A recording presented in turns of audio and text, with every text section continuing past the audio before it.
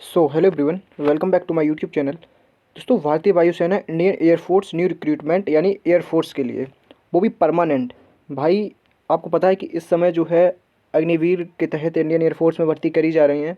लेकिन अब क्या है कि कुछ स्टेट्स में अगर मान सकते हैं, जैसे कि तमिलनाडु हो गया, केरला हो गया, आंध्र प्रदेश हो गया, तेलंगाना हो गया, एंड कुछ यूनियन टेरिटरी हैं, उसमें जो है कैंडिडेट जो है वो कम जा पाते हैं इंडियन एयरफोर्स में, बिकॉज जो कट ऑफ मार्क रहता है वो उनका कम रहता है। एंड जो उत्तर भारत के जो लोग होते हैं वो कट ऑफ में ज़्यादा स्कोर कर देते हैं, इसलिए वो लोग ज़्यादा चले जाते हैं। तो वहाँ के जो कैंडिडेट रहते हैं वो इंडियन एयरफोर्स को कम ज्वाइन कर पाते हैं। तो भारतीय वायुसेना ने क्या निर्णय लिया है कि उनके लिए एक रैली भर्ती को कंडक्ट किया जाए, एंड वो भी परमानेंट। ठीक है, समझ रहे हो आप लोग, परमानेंट। उनके लिए परमानेंट भर्ती जो है वो आ चुकी है। अगर आप जैसे कौन कौन से स्टेट है एक बार आप लोग सुन लीजिएगा कि देखो स्टेट कौन कौन से हैं। तो सबसे पहले है तमिलनाडु, केरला, कर्नाटक, एंड बात करते हैं Andhra Pradesh, Telangana and union territory में पौंडुचेरी। ठीक है, तो ये स्टेट के जो कैंडिडेट हैं वो इस फॉर्म को अप्लाई कर सकते हैं, यानी कि रैली भर्ती है ये। ठीक है, समझ सकते हैं आप, जो है रैली भर्ती है। और इन्होंने एक क्वेश्चन भी दिया है कि इसमें कोई भी आपको अगर रुपए मांगता है तो रुपए नहीं आपको देना है, क्योंकि यहाँ पे जो होता है वो ज़्यादा से ज़्यादा ठगी करी जाती है। ठीक है, अगर कोई भी रैली ले लेते हैं, चाहे हम आर्मी की रैली ले लेते हैं, चाहे हम इंडियन एयरफोर्स की रैली ले लेते हैं, तो इनमें क्या होता है कि आपका काम नहीं होगा पर आपसे रुपये ले लिया जाएगा, एंड आपका काम नहीं कराया जाएगा, आपका रुपये भी चला जाएगा, एंड आपका वैकेंसी यानी कि आपकी जॉब भी चली जाएगी। ठीक है, तो ये क्या बात करते हैं, ये जो है वो ग्रुप वाई के लिए है, वो भी मेडिकल असिस्टेंट के लिए। आप समझ सकते हैं, अगर आप बायोलॉजी से आपने इंटर पास किया है तो आप इस फॉर्म को भरने के लिए बिल्कुल एलिजिबल हैं। ठीक है, तो देख लेते हैं कि जो, और एक बात अब मैं बता देता हूँ, इसमें कोई भी फीमेल कैंडिडेट नहीं जाने वाली है, आप लोग ये भी याद रखिएगा। ये बात इसलिए बोला है क्योंकि आपको पता है कि अग्निवीर के तहत अब फीमेल भी जाने लगी हैं, यानी इस बार जो इंटेक्स जाएगा वो फीमेल, उसमें फीमेल भी होंगी एंड मेल भी होंगे। एंड अब की बार क्या है कि मेल एंड फीमेल दोनों को अग्निवीर के तहत जो ट्रेनिंग कराई जाएगी साथ साथ में।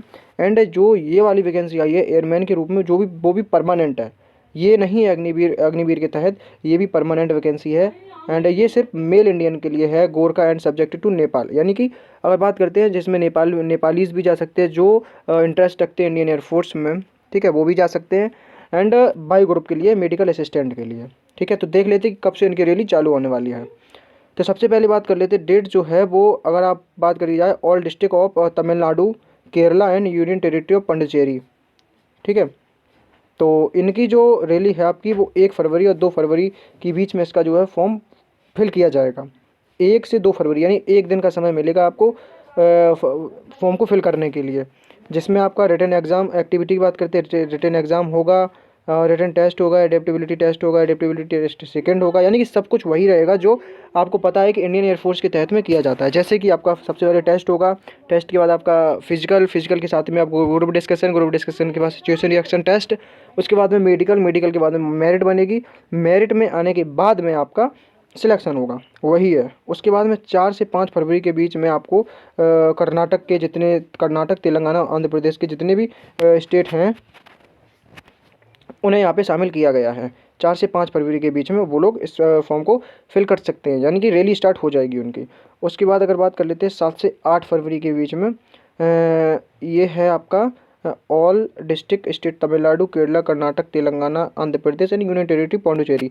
अब इसमें क्या है, इसमें वही बंदे जाएंगे जिसके पास में डिप्लोमा है, बीएससी इन फार्मेसी, मतलब डिप्लोमा होना चाहिए मेडिकल के लिए।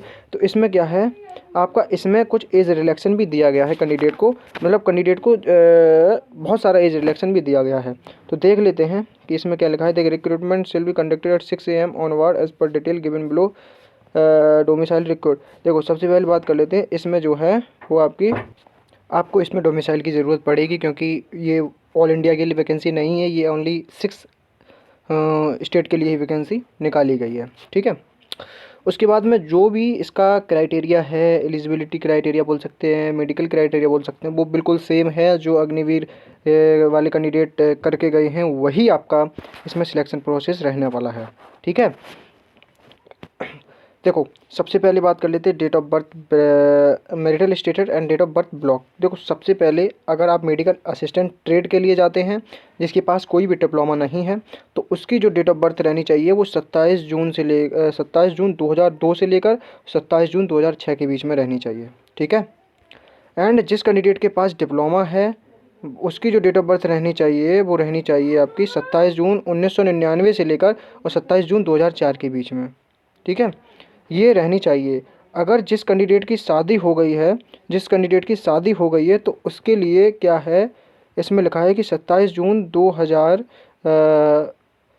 1999 से लेकर और 27 जून 2002 के बीच में आपकी दोनों डेट इंक्लूसिव रहने वाली हैं, ठीक है।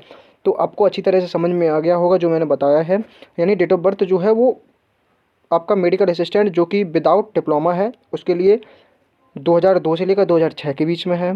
विद डिप्लोमा के साथ साथ की बात करते हैं 1999 से लेकर 2004 के बीच में है। और जिस कैंडिडेट की शादी भी हो चुकी है एंड डिप्लोमा भी है साथ में तो उसकी जो है वो 1999 से लेकर 2002 के बीच में आपकी रहने वाली है, ठीक है।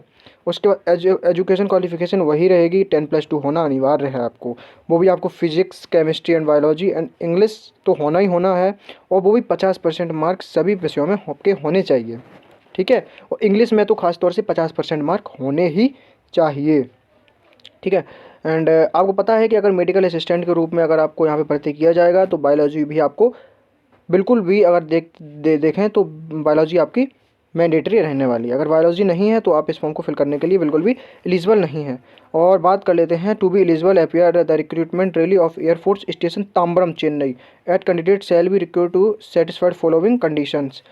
देखो जिस स्टेट से आप बिलोंग करते हैं, जैसे कि आप तमिलनाडु से बिलोंग करते हैं, केरला से बिलोंग करते हैं, कर्नाटक से बिलोंग करते हैं एंड आप इन 6 स्टेट में से किसी स्टेट से बिलोंग करते हैं तो आपको उस स्टेट का डोमिसाइल आपके पास होना ज़रूरी है। और आपकी जो रैली भर्ती होगी वो एयरफोर्स स्टेशन ताम्बरम में होने वाली है, ठीक है। एंड अगर हम बात कर लेते हैं मेडिकल स्टैंडर्ड के लिए तो हाइट आपका 152.5 सेंटीमीटर जो कि कोई भी वैकेंसी हो इंडियन एयरफोर्स के तहत वो मांगी जाती है, मिनिमम है ये। चेस्ट की बात कर लेते हैं, चेस्ट में कोई इसमें आपका जो नॉर्मल चेस्ट रहेगा उससे 5 सेंटीमीटर आपका फुलाव आपको दिखाना पड़ेगा। उसके बाद वेट, नॉर्मली वेट का मैं चार्ट डाल भी दिया है एंड कोई भी वीडियो शायद मैं बनाया है वीडियो वो आप लोग देख लेना, ठीक है।